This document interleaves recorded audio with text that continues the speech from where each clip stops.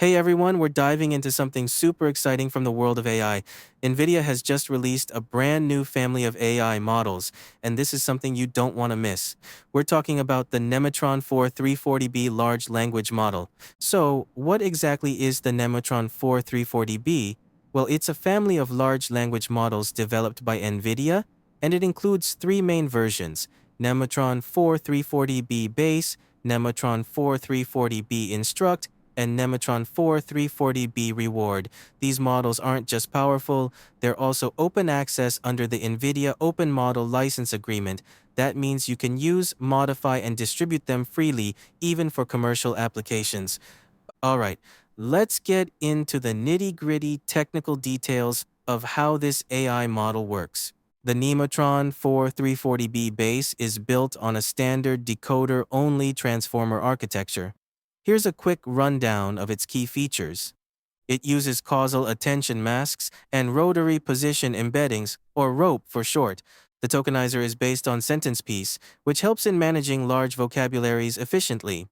For activation, it uses squared ReLU in the MLP layers, and interestingly, it has no bias terms and a zero dropout rate. It also employs grouped query attention, GQA, which is a fancy way of saying it handles queries more efficiently. Now check out these hyperparameters: 96 transformer layers, hidden dimension of 18432, 96 attention heads with 8 kV heads, sequence length of 4096, vocabulary size of 256,000. This beast has 9.4 billion embedding parameters and 331.6 billion non-embedding parameters. Wow, right? Training this model was no small feat. NVIDIA used 768 DGX H100 nodes, each packed with 8 H100 GPUs. They combined tensor parallelism, pipeline parallelism, and data parallelism to get the job done. And guess what? They trained on a whopping 9 trillion tokens. The data included 70% English, 15% multilingual data covering 53 languages, and 15% source code data from 43 programming languages. Talk about diverse. Okay, so we know it's technically impressive, but how does it perform? Let's talk benchmarks. The Nemotron-4 340B models were put to the test against some of the top models out there. On common sense reasoning tasks like ARC Challenge, Winogrande, and Hellaswag, it scored impressively high. ARC Challenge, 94.28%, Winogrande, 85.30%, Hellaswag, 85.44%, and it didn't stop there. On popular aggregated benchmarks, MMLU, 5-shot, 81.10%, BBH, 3-shot, 82.40%. For coding tasks, it achieved Human Evil, 0-shot, 57.32%, Nemotron, 4, 340B Instruct, even outperformed other Instruct models in instruction following and chat capabilities. And the Nemotron-4 340B Reward, it topped the charts on Reward Bench, surpassing even the proprietary models like GPT-4o 0513 and Gemini 1.5 Pro 0514. One of the coolest things about these models is their use of synthetic data. Over 98% of the data used in model alignment was synthetically generated. NVIDIA has released their synthetic data generation pipeline, so you can see exactly how they did it. This pipeline includes synthetic prompt generation, response and dialogue generation, quality filtering, and preference ranking. It's a game changer for creating high-quality data for a wide range of domains. Okay, so let's test this language model. Okay, so let's test it out in LM size. Nemotron-4 won't be able to run locally on your consumer computer.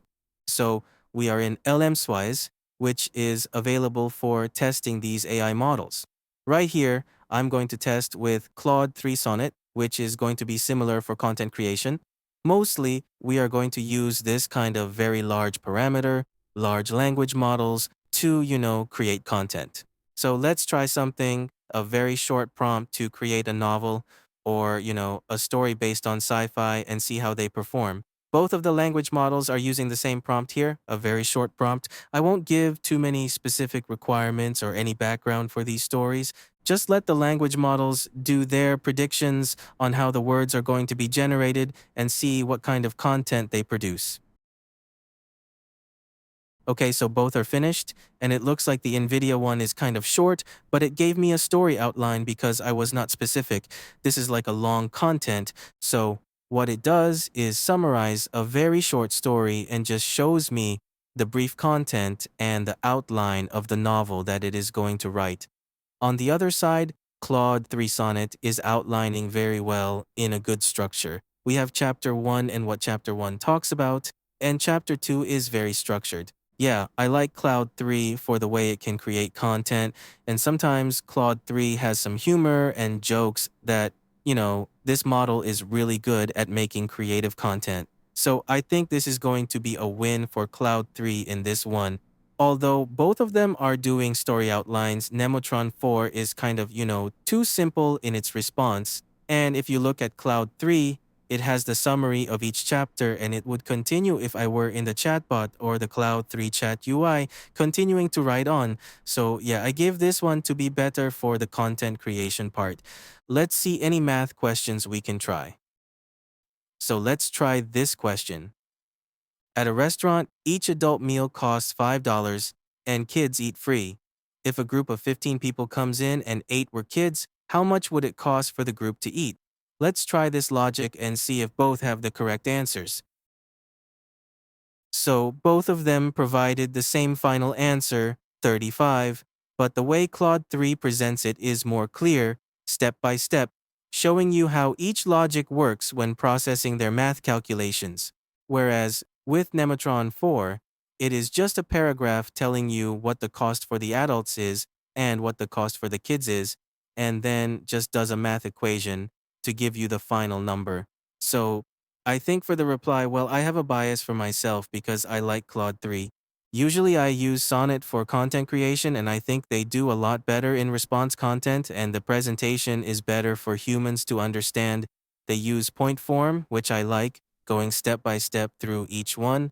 So yeah, I will still give Claude 3 the win for math equations in the way it presents. Although both of them give the same answers, the way Claude 3 shows the steps is more clear, showing us how it works and how they do the math calculations. So let's try some coding and see if these models are good at coding.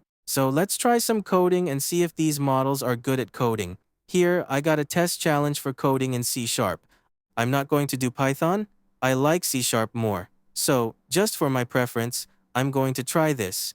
Create a function return double called unique fracs, and try it on both of these models and see what it does. Before that, we have to define that this is for C# programming.